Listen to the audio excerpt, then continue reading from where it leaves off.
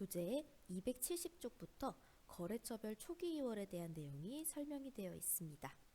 저희는 271쪽에 있는 실습하기 문제를 보면서 프로그램에 입력해 보도록 하겠습니다.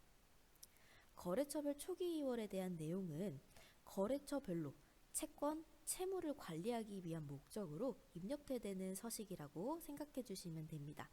그래서 앞전에 전기분 재무상태표에 대한 데이터가 자동으로 반영되는 거고, 해당하는 거래처가 연결되어 있어야 되기 때문에 해당하는 거래처들 그리고 재무상태표가 모두 입력된 후에 작성하실 수 있습니다.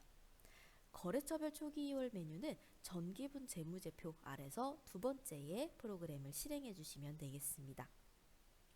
프로그램에서 위에 보시면 불러오기를 눌러서 모든 재무상태표의 데이터를 불러오시고 그 중에 필요한 거래처들만 확인해서 입력해 주시는 겁니다. 자, 그럼 교재에서 첫 번째 당좌예금에 보시면 거래처가 국민은행 되어 있습니다. 당좌예금을 클릭하시고 오른쪽에 거래처를 입력해 주시면 되겠습니다. 거래처를 입력하실 때는 F2 버튼을 눌러서 두 글자 국민 검색하시게 되시면 국민은행을 선택해서 넣어줍니다. 금액은 6,730만원. 당좌예금 금액이 총 6,730만원이기 때문에 거래처로 등록되는 금액의 합계도 6,730만원 총 금액을 넣어주시고 완료가 되면 차액에 있던 빨간색이 없어지면서 0으로 맞춰지는지 확인해 주시면 되겠습니다. 그 다음에 두 번째 보통예금. 보통예금에 대한 거래처는 신한은행이니까 F2 눌러서 신한은행. 금액은 9,800만원 입력해 줍니다.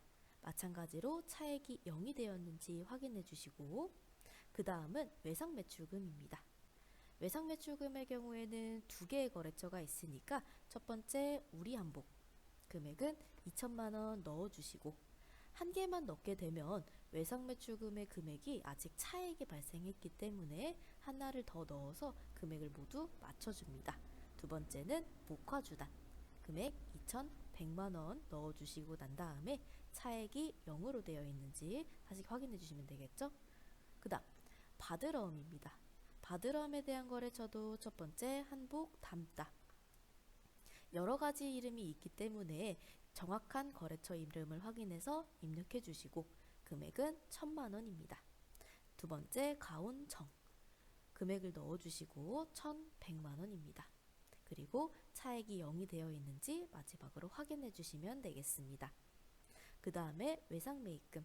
왼쪽에 있는 금액에서 계정 과목들 중 외상매입금을 찾아서 오른쪽에 거래처 F2 눌러서 화연 금액은 3천만원 넣어주시고 두 번째 단한복 F2 눌러서 단한복 검색을 해주시고 금액은 3,500만원 넣어주시면 되겠습니다. 마찬가지로 차액이 사라지는지 확인해 주시고 마지막으로 지급어음입니다.